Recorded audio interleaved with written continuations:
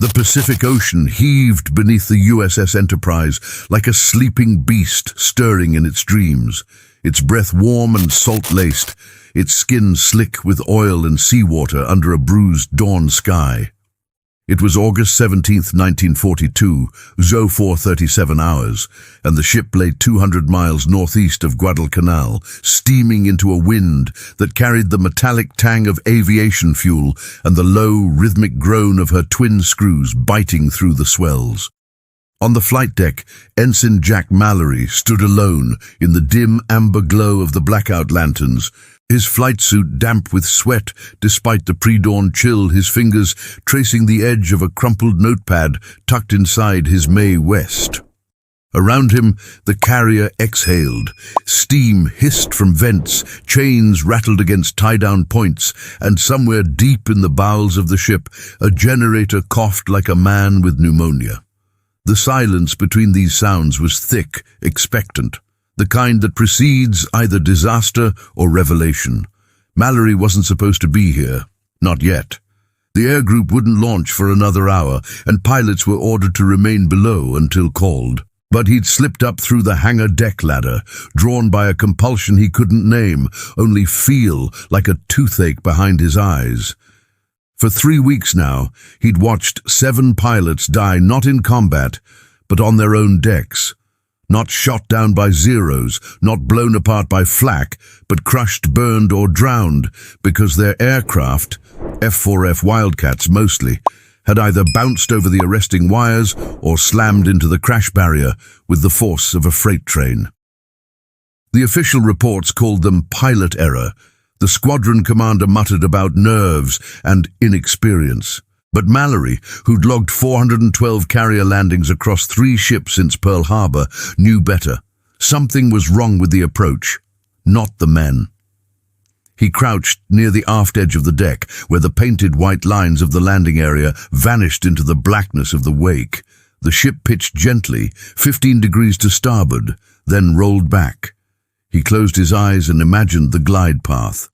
The standard 3.5-degree descent, the LSO's paddles flashing red or green, the optical landing mirror shimmering in the distance. Standard procedure demanded a steady rate of descent, wings level, speed held at 85 knots.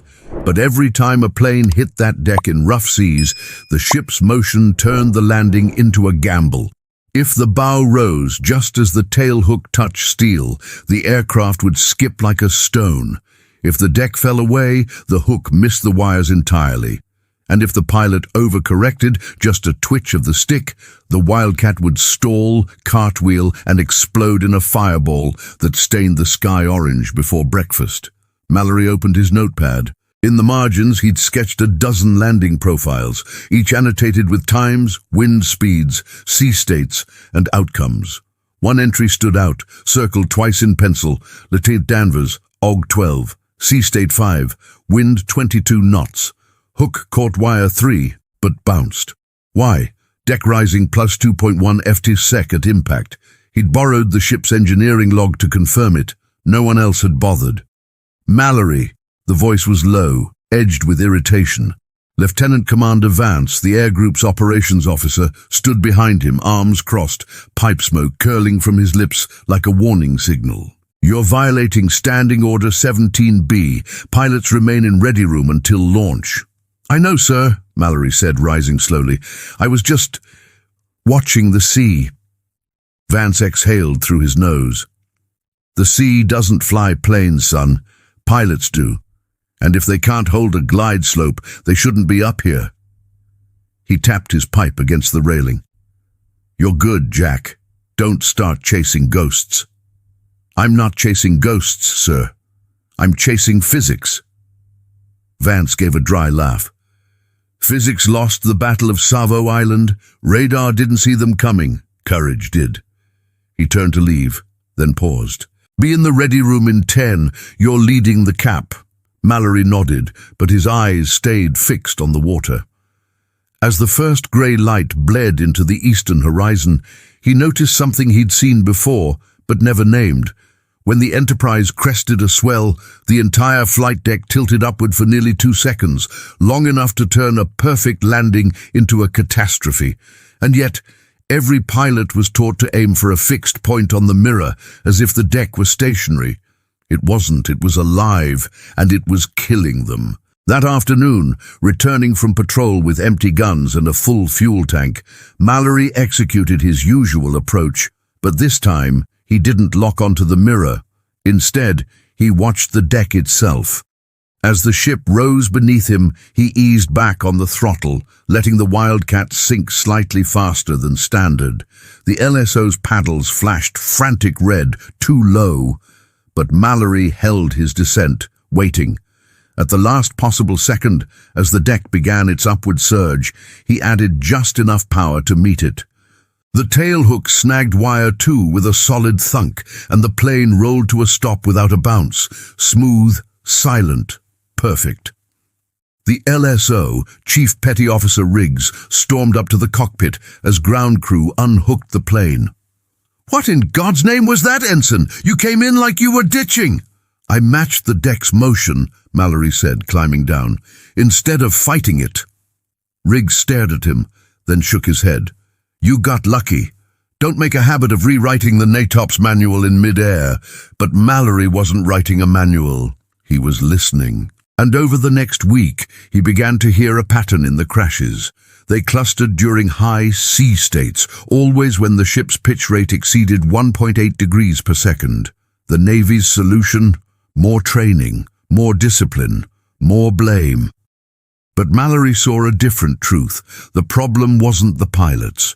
It was the assumption that the ocean could be ignored. He started practicing his method in secret. Not during operations, too risky, but during dusk recovery, when fewer eyes were watching. He'd throttle back earlier, descend steeper, then flare not at a fixed altitude, but at the precise moment the deck began its upward arc. He called it riding the wave, though he never said the words aloud. By late August, he'd landed 12 times using the technique, all without incident. Yet every time he mentioned it at the ready room, he was met with raised eyebrows or jokes. "Mallory's surfing now," someone quipped. "Next he'll bring a board." Then came September 4th. A storm rolled in from the Solomon Sea, churning the ocean into white-capped fury. Sea state 6, wind 35 knots. The Enterprise pitched violently, her bow plunging into troughs and rearing up like a spooked horse. That evening, 3 Wildcats returned from a strike on Tulagi. The first, flown by Lieutenant Haskins, approached textbook perfect, 3.5 degrees, 85 knots, wings level. But as his hook touched steel, the deck surged upward. The plane bounced over all 4 wires, slammed into the barrier, and burst into flames. Haskins died before the medics reached him. The second pilot, shaken, came in too high. His hook missed the wires entirely. He gunned the engine, attempting a bolter, but the rising deck clipped his tail. The Wildcat flipped, skidded down the port side, and vanished into the sea. Mallory was third. As he circled for his approach, sweat stung his eyes despite the cool cockpit air. The LSO's voice crackled in his headset. "Easy, Mallory. Steady on the ball. You're drifting left." But Mallory ignored the mirror.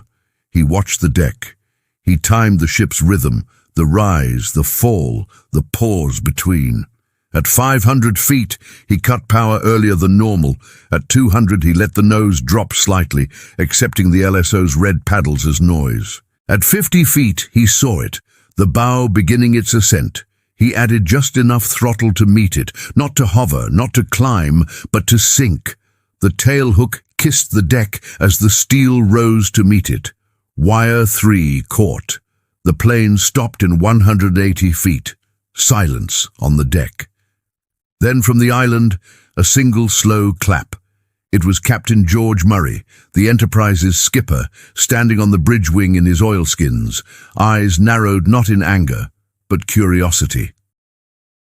Later that night in the wardroom, Murray summoned Mallory. No pleasantries. Just a cup of black coffee and a direct question. "What did you do differently?"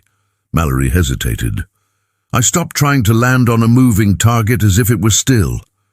Murray leaned forward. "Explain." So Mallory did, using napkins, coffee stains, and hand gestures.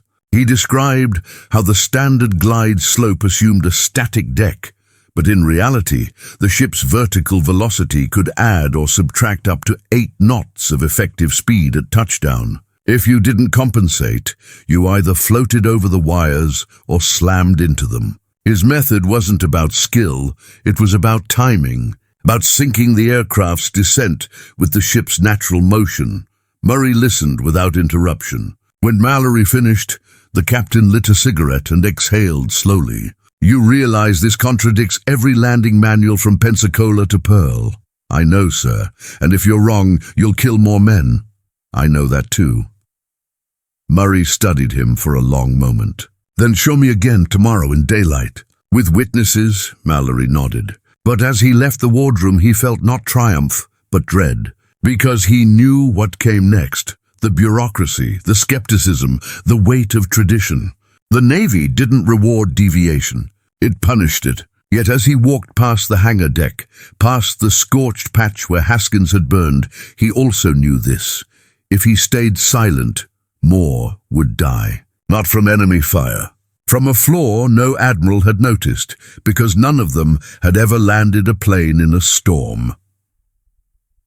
The next morning, under a clear sky and moderate seas, Mallory demonstrated his method before the air group's senior pilots, the LSO team, and 2 visiting officers from WWII.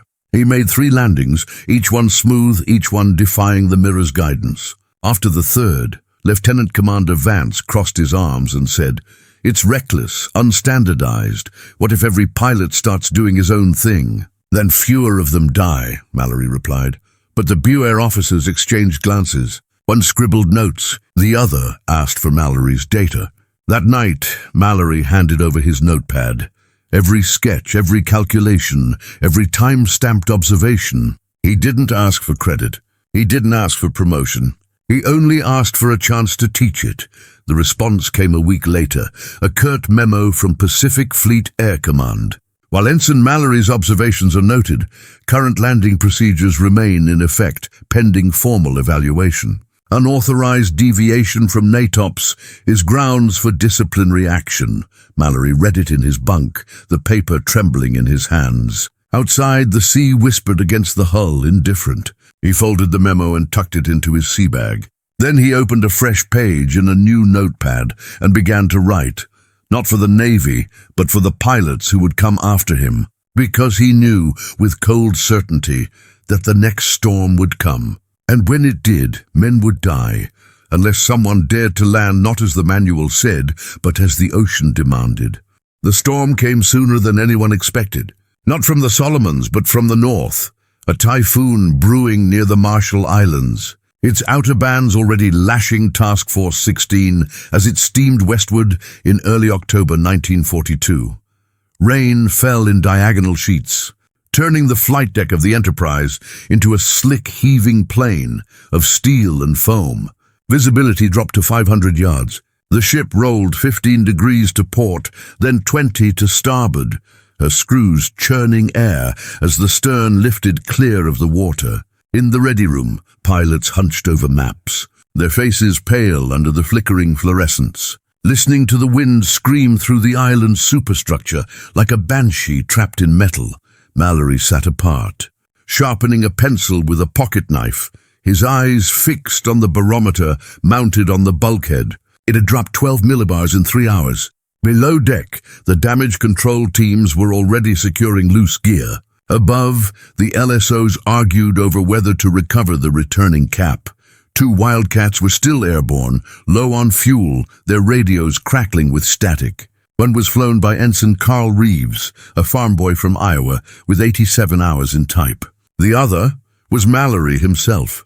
They'd been vectored toward a suspected Japanese reconnaissance float plane, but found nothing, only empty sky and gathering clouds. Now, with fuel gauges dipping into the red, they faced a choice: ditch at sea or attempt a landing in conditions that had already claimed 3 aircraft that month. The LSO on duty, a veteran named O'Malley, radioed grimly, "Deck's a rodeo, boys. If you've got angels on your shoulder, now's the time to call 'em."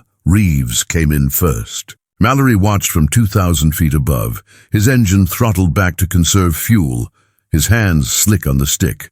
Reeves followed the mirror perfectly, 3.5 degrees, steady as a metronome.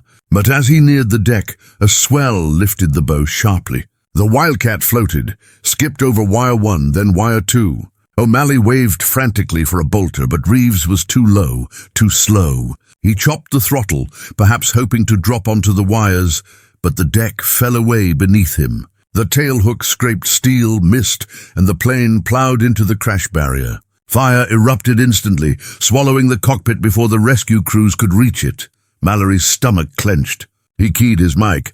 Reeves, do you copy? Static. Then silence. Now it was his turn. He circled once, watching the ship's motion like a predator, studying prey. The pitch cycle was irregular, sometimes 2 seconds between surges, sometimes 4. Unpredictable. Deadly. Standard procedure dictated a go-around, but he had less than 10 minutes of fuel. He made his decision.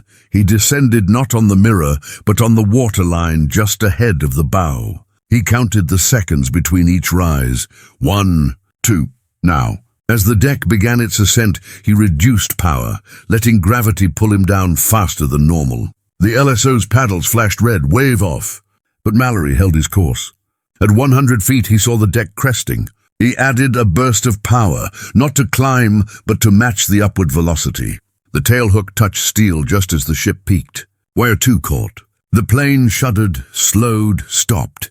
He taxied forward in stunned silence. No cheers, no applause. Only the drumming rain and the distant hiss of seawater hitting hot metal. As he climbed down, Captain Murray stood waiting at the base of the island. Rainwater streaming down his cap. You disobeyed a wave-off signal, Murray said. Voice low, yes, sir. That's a court-martial offense. I know. Murray studied him, then nodded toward the smoldering wreck of Reeves's plane. He followed the book. You didn't. One's dead. One's standing here. He paused. Why? Because the book assumes the ocean is calm, Mallory said. But it's not. It never is, Murray exhaled, long and slow. Come to my cabin. 2,000 hours. Bring your notes. That night, in the captain's quarters, Mallory laid out his theory with a clarity born of desperation. He used ship's logs, barometric data, even film stills borrowed from the photographic section, frames showing the exact moment of impact in previous crashes. He demonstrated how vertical deck velocity could alter effective sink rate by up to 30%. He proposed a simple rule. When sea state exceeds 4, descend at 4.2 degrees, reduce power at 300 feet, and flare only when the bow begins its upward motion. It wasn't magic. It was mechanics. Murray listened, then asked one question. Can you teach it? I can try. Then you will, quietly to volunteers. No official record. If it works, we'll push it up the chain. If it fails... He didn't finish the sentence. The next week, Mallory began clandestine training sessions on the hangar deck, using a chalk outline of the flight deck and a metronome to simulate pitch cycles. 4 pilots signed up, men who'd lost friends to deck crashes, men with nothing to lose. They practiced in simulators, then in daylight recoveries during moderate seas. By mid-October, all 4 had executed successful landings using Mallory's method. None bounced. None missed wires, but secrecy couldn't last. Word spread. Pilots talked in mess halls, in ready rooms, in the heads. Soon, half the air group knew about Mallory's dance. Some mocked it. Others tried it and lived. Then came the Battle of Santa Cruz. On October 26th, under clear skies but heavy combat stress, the Enterprise launched and recovered aircraft in rapid succession. Japanese bombs had already cratered the forward deck. Fires burned near the island. The ship listed slightly from near misses. Amid the chaos, 10 aircraft returned damaged, low on fuel, their pilots exhausted. Standard recoveries would have taken 45 minutes. With Mallory's method, taught now to a dozen pilots, the last plane was aboard in 22-1 pilot Lieutenant Finch, landed with a shot-up rudder and 1 functioning wheel. Using the standard approach, he'd have bounced or veered off. But he timed the deck's motion, kissed the steel at the peak of a swell, and stopped in 150 feet. As he climbed out, he grabbed Mallory's arm. You saved my life, Jack, and my crew's. But victory carried risk. That evening, a report reached Admiral Kincaid's staff. Unsanctioned landing technique observed aboard Enterprise. Origin, Ensign Mallory, VF6. Method contradicts NATOPS. Recommend investigation. Mallory was summoned to the flagship, the USS South Dakota. There, before a panel of 3 senior officers, including a WWII representative with a reputation for crushing innovation, he was ordered to explain himself. You're advocating improvisation in a precision environment, the WWII officer said coldly. Carrier aviation depends on standardization. One pilot doing his own thing risks the entire air group. With respect, sir, Mallory replied, standardization got Reeves killed. Adaptation got me home, the officer leaned forward. Do you have data? Controlled trials? Peer review? No, sir. Only results. And how many lives is your result worth if it causes a mid-air collision during recovery? Or a deck crash from confusion? Mallory didn't flinch. More than the ones we're losing every week to a method that ignores the sea. The panel deliberated for 3 hours. The verdict: Mallory was to cease all instruction immediately. His technique was unauthorized, unverified, and potentially hazardous. He would face no formal punishment. His combat record spoke for itself, but any further deviation would result in reassignment to shore duty. He returned to the Enterprise in silence. That night he burned his notes, not out of defeat but strategy. If they wanted no paper trail, he'd carry the knowledge in his hands, his eyes, his breath, but fate had other plans.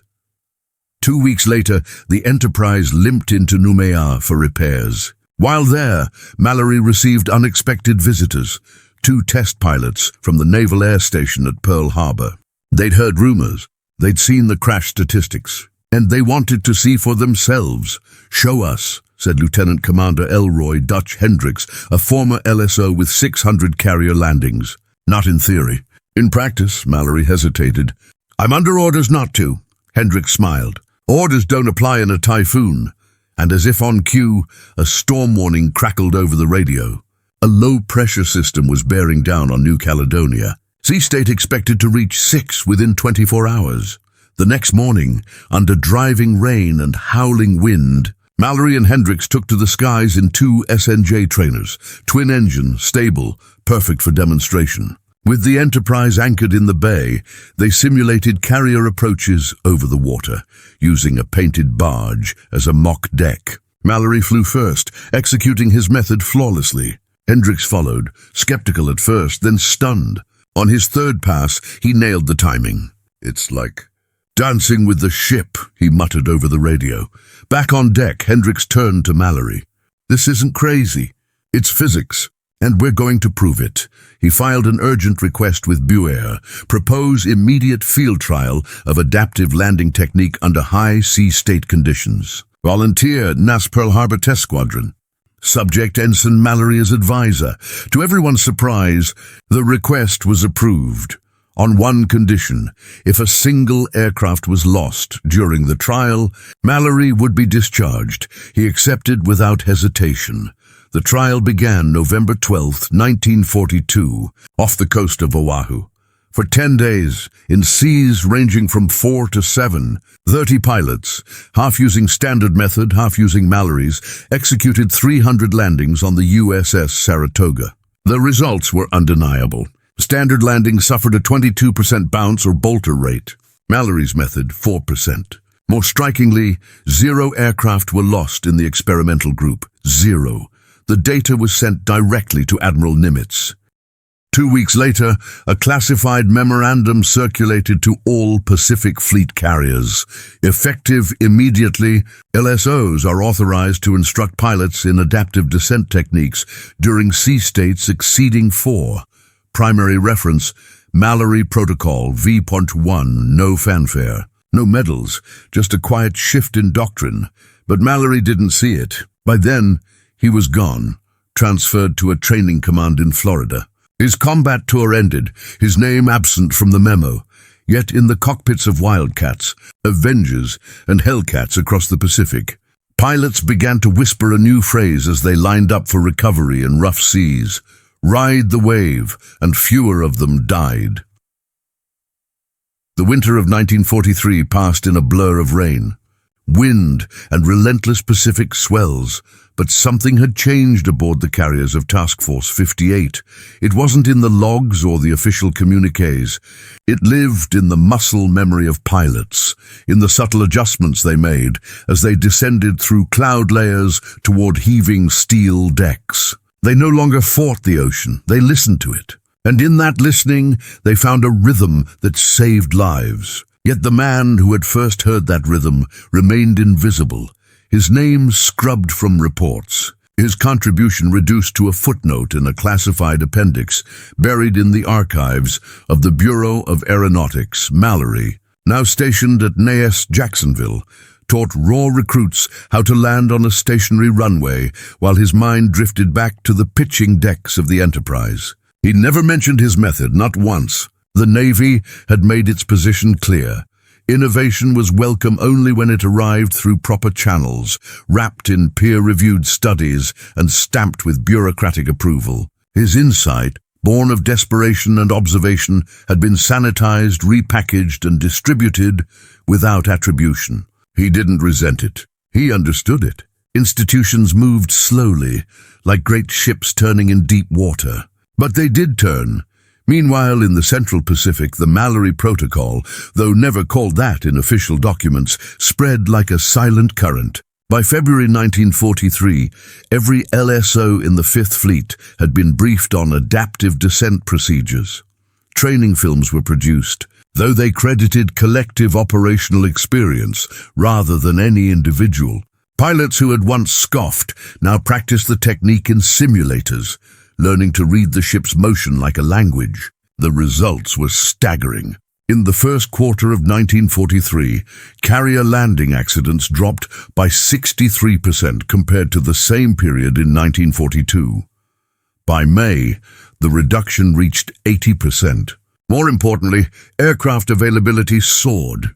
Planes that once sat grounded for days after crash damage now returned to combat within hours. But the true test came not in training, but in battle. On June 19, 1944, during the Battle of the Philippine Sea, the so-called Great Marianas Turkey Shoot, Task Force 58 launched wave after wave of fighters and bombers against the Japanese mobile fleet. For 2 days, American pilots dominated the skies, shooting down over 600 enemy aircraft. But as dusk fell on the second day, a new threat emerged, not from the air but from the sea. A typhoon, unforecast and violent, rolled in from the east, churning the Philippine Sea into a maelstrom. Winds hit 50 knots. Waves towered 30 feet high.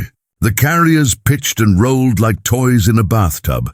That night, over 200 aircraft, many damaged, all low on fuel, needed to recover. Under pre-1943 doctrine, such conditions would have meant mass ditching, with survival rates below 30%. But now, guided by LSOs trained in the Mallory method, pilots executed landings with a precision that bordered on the uncanny. They descended steeper, timed their flares to the ship's surges, and kissed the deck with a gentleness that defied the chaos around them. Of the 197 aircraft that recovered that night, only 3 were lost to landing accidents, 2 due to battle damage, 1 to pilot blackout from exhaustion. 0 were lost to deck bounce or missed wires. Aboard the USS Lexington, an LSO named Petty Officer Ruiz watched a Hellcat, its left wing shredded by flak, line up through the rain. The pilot, Lieutenant Sarah Chen, one of the few women ferrying planes to the front, held her descent steady, ignored the mirror, and flared just as the bow rose. The tailhook caught. Ruiz later wrote in his log, she didn't land on the deck. She landed with it. Back in Jacksonville, Mallory heard none of this. He graded flight exams, filed paperwork, and walked the beach at dawn, listening to the surf. He'd been offered a promotion, lieutenant, junior grade, but declined. I'm not an officer, he told the personnel officer. I'm a mechanic with wings. The truth was, he missed the sea. Not the war, not the glory, but the raw, honest dialogue between man, machine, and ocean. Then, in August 1944, a letter arrived. Not from the Navy, but from Captain Murray, now commanding the USS Hornet. It was brief, typed on official stationery, but the sentiment was unmistakable. "Jack, we lost 2 pilots last week. Not to Zeros, not to flak. To a calm sea and a faulty mirror. They followed the book. The book failed them. Your method saved 43 men during the typhoon. They don't know your name, but I do. If you ever want back on a deck, say the word."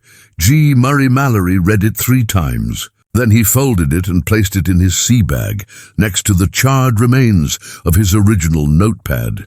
He didn't write back. Not yet. Instead, he requested a transfer, not to a carrier, but to the Naval Test Pilot School at Patuxent River. There, he reasoned, he could refine the method, test it under controlled conditions, and perhaps, just perhaps, embed it so deeply into doctrine that no bureaucracy could erase it. His request was denied. "Your skills are better utilized in training," came the reply, but Mallory had learned patience. He began collecting data again, quietly. He interviewed returning pilots, analyzed accident reports, and built a statistical model showing that for every 10-knot increase in wind over deck, the optimal descent angle increased by 0.4 degrees. He submitted it anonymously to the Journal of Naval Aviation Medicine. It was published in March 1945 under the title "Dynamic Deck Compensation in High Sea State Recoveries, an Empirical Approach."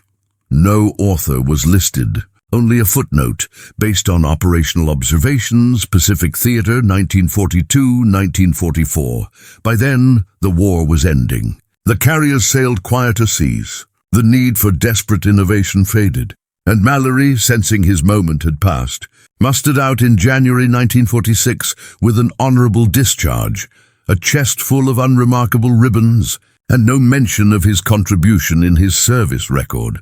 He returned to Oregon, bought a small farm near Tillamook, and never flew again. When neighbors asked about the war, he spoke of radar duty, of watch standing, of the taste of hardtack, never of landings, never of waves. But every winter, when storms rolled in off the Pacific, he'd stand on his porch, hands in his pockets, watching the trees bend and the fields flood. And sometimes, just before dawn, he'd whisper a phrase his father had taught him as a boy: "Don't fight the current, ride it." He didn't know that, thousands of miles away, in cockpits over Korea and later Vietnam, pilots were still using his method, refined, renamed, but fundamentally unchanged. He didn't know that modern optical landing systems now incorporated real-time pitch and heave data, automatically adjusting the glide slope to match the ship's motion. He didn't know that the 80% reduction in carrier landing accidents during WWII had saved an estimated 2,300 aircrew lives and kept over 100 aircraft combat-ready. During critical campaigns, all he knew was the sea and silence.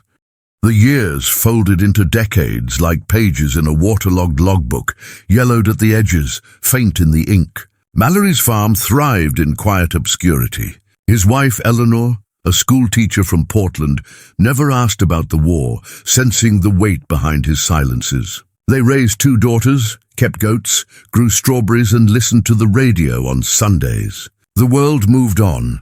Jet engines replaced props, carriers grew larger, computers calculated landings with millimeter precision. Yet the core truth Mallory had discovered in 1942 remained embedded in every carrier recovery. The ocean does not obey manuals. It obeys physics. And those who listen survive. It wasn't until 1973 that his name resurfaced, not in a history book, but in a declassified Navy technical report titled Evolution of Carrier Landing Safety, 1941-1950, buried on page 87, in a subsection labeled Informal Innovations, was a single paragraph.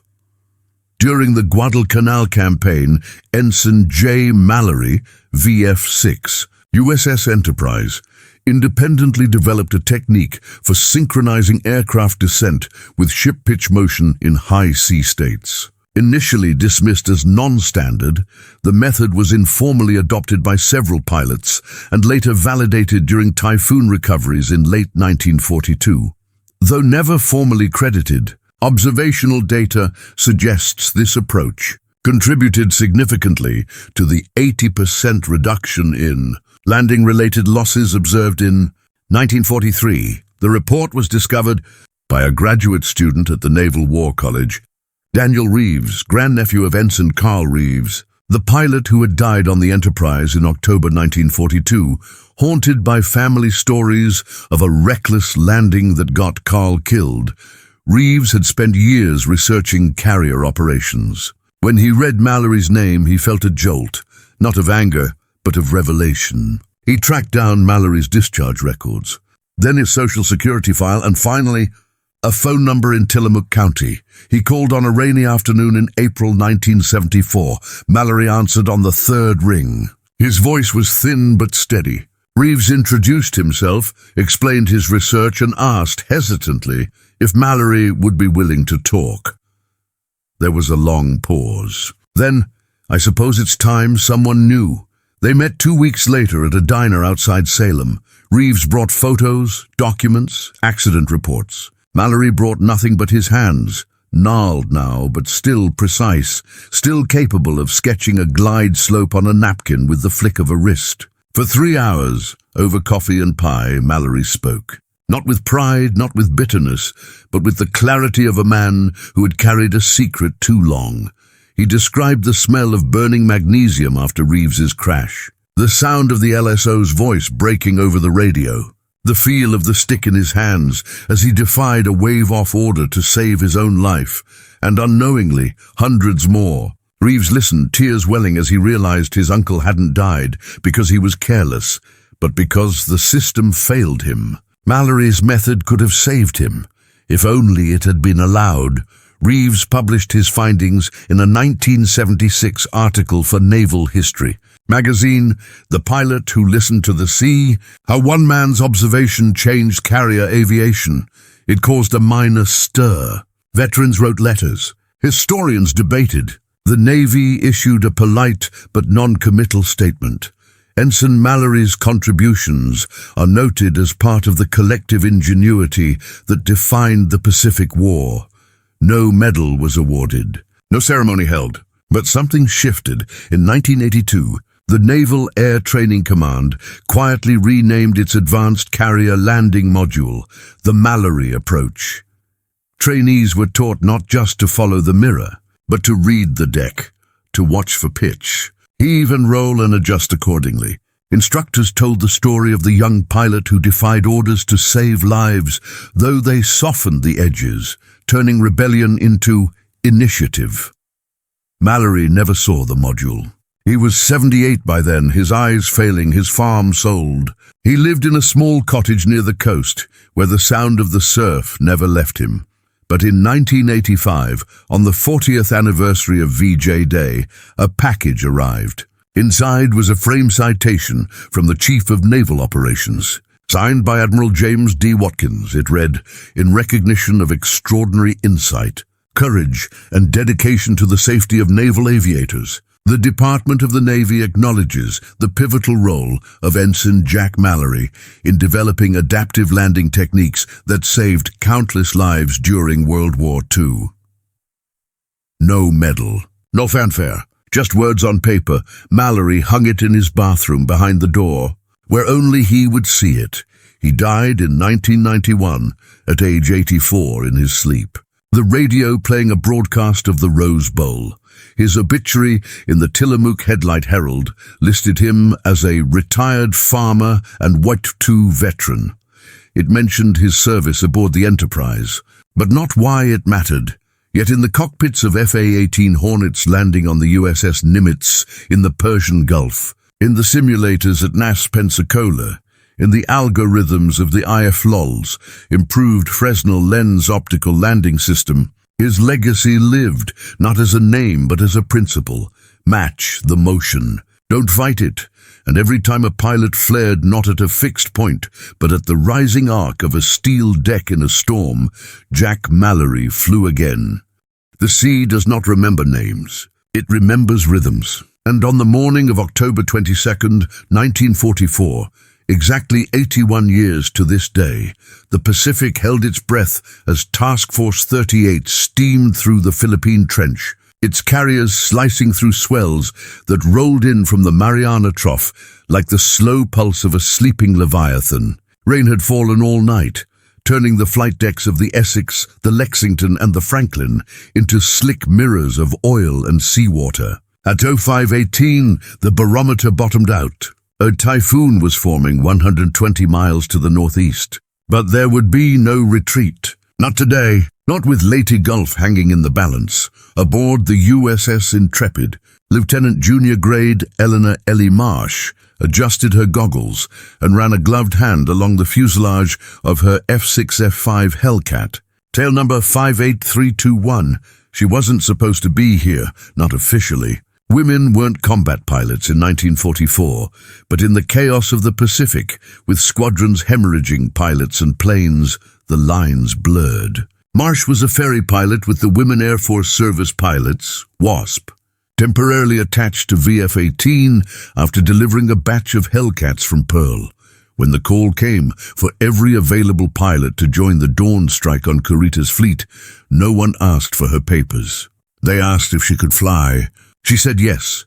Now, returning at 09:47 with one wing riddled by 20mm fire and her oil pressure dropping fast, she faced a different kind of enemy, the sea itself. The Intrepid pitched violently, her bow rising and falling 10 feet with each swell. Standard recovery would require a 3.5-degree glide, 85 knots, wings level. But Marsh had trained under an old LSO.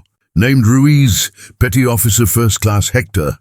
Ruiz, who'd served on the Lexington during the Marianas Turkey shoot, and Ruiz had taught her something not in the manual. Watch the waterline, he'd said during a storm off Eniwetok. Not the mirror. The mirror lies when the deck dances. But the sea tells the truth. Now, circling at 2,000 feet, Marsh saw it, the ship's rhythm. A swell lifted the bow. 2 seconds of ascent. A pause, then a plunge. She cut her throttle earlier than doctrine allowed, letting the Hellcat sink faster, steeper, 4.1 degrees, just as Ruiz had shown her. The LSO on deck, a young ensign named Calloway, waved frantic red paddles. Too low, wave off. But Marsh kept her eyes on the water ahead of the bow. At 300 feet, she saw the next surge beginning.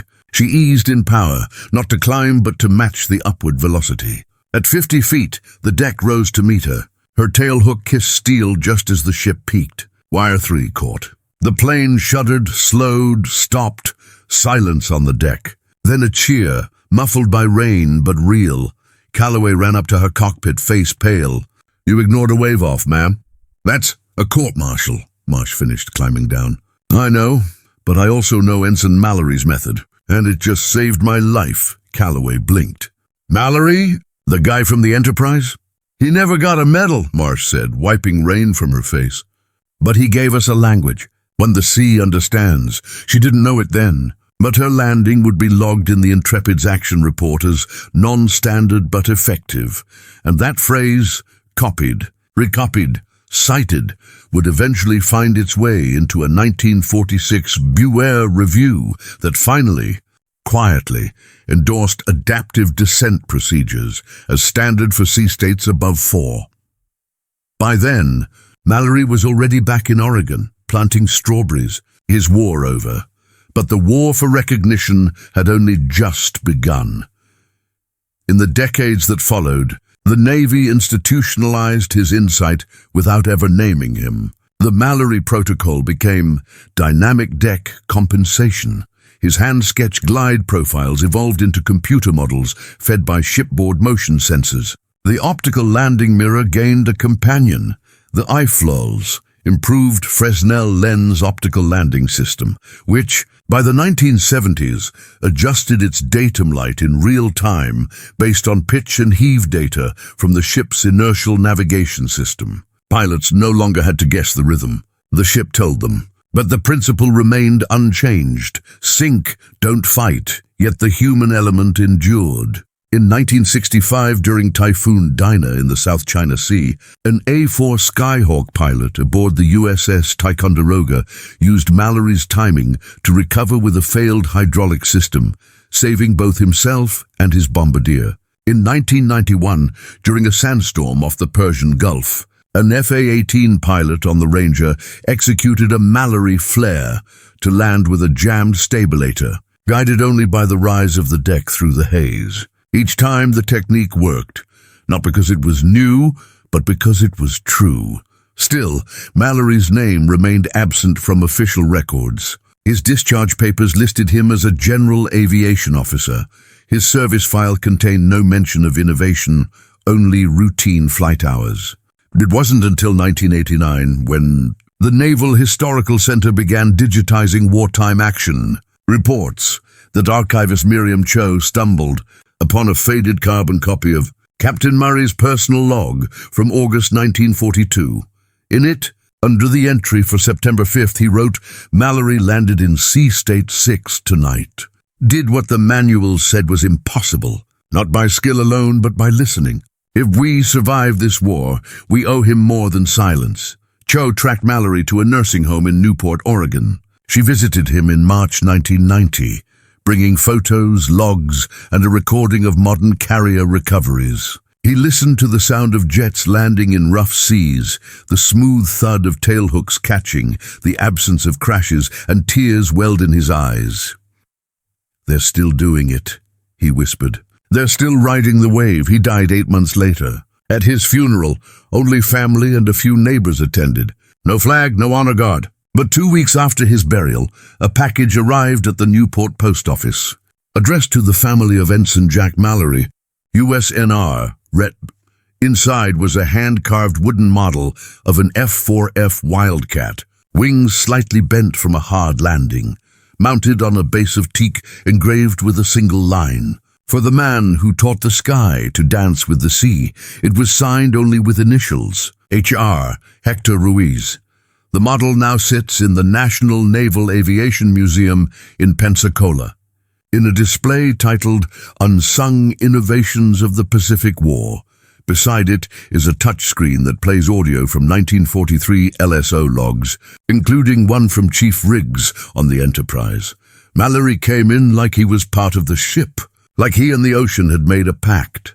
But the most enduring tribute isn't in glass cases or digital archives. It's in the training syllabus at NAS Whiting Field, where every student pilot, before they ever touch a carrier deck, is taught a simple exercise: stand on a pitching platform, eyes closed, and learn to feel the rhythm of motion. Your instruments lie in chaos, the instructors say. Your body doesn't. Listen, and in that listening they echo Mallory's quiet rebellion, not against authority, but against complacency. Against the deadly assumption that because something has always been done one way, it must always be done that way. The statistics bear witness. Between January 1943 and August 1945, U.S. Navy carrier air groups flew over 412,000 recoveries. Of those, fewer than 200 resulted in landing-related losses, a rate of 0.29%. Down from 1.42% in 1942, that 80% reduction translated directly into combat power, more planes available for strikes, more pilots alive to fly them, more bombs dropped on enemy fleets during the critical campaigns of 1944 and 1945. Historians estimate that without this improvement, the island-hopping campaign would have stalled at Peleliu, costing tens of thousands of additional lives. Yet Mallory never calculated those numbers. He only saw the faces of the men who didn't come back, the ones who followed the book while the sea wrote its own rules. Today, as autonomous drones and AI-guided landings reshape naval aviation, the Mallory principle faces a new test. Can algorithms replicate human intuition? Can sensors capture the subtle pause between a ship's rise and fall, the breath before the surge? Engineers say yes, but veteran LSOs still shake their heads. Machines see data, one told a congressional panel in 2023. Pilots feel truth, and sometimes truth isn't in the numbers. It's in the silence between them. On the morning of this October 22nd, 2025, as the USS John F. Kennedy, CVN-79, conducts flight operations off the Virginia Capes in 25-knot winds in Sea State 5, a young F-35C pilot named Lieutenant Thomas Ellis, grandson of a Royal Navy telegraph operator who once served in the North Atlantic, lines up for recovery. His HUD displays the glide slope, the wind correction, the deck motion compensation. But as he descends through 500 feet, he does something his AI doesn't expect.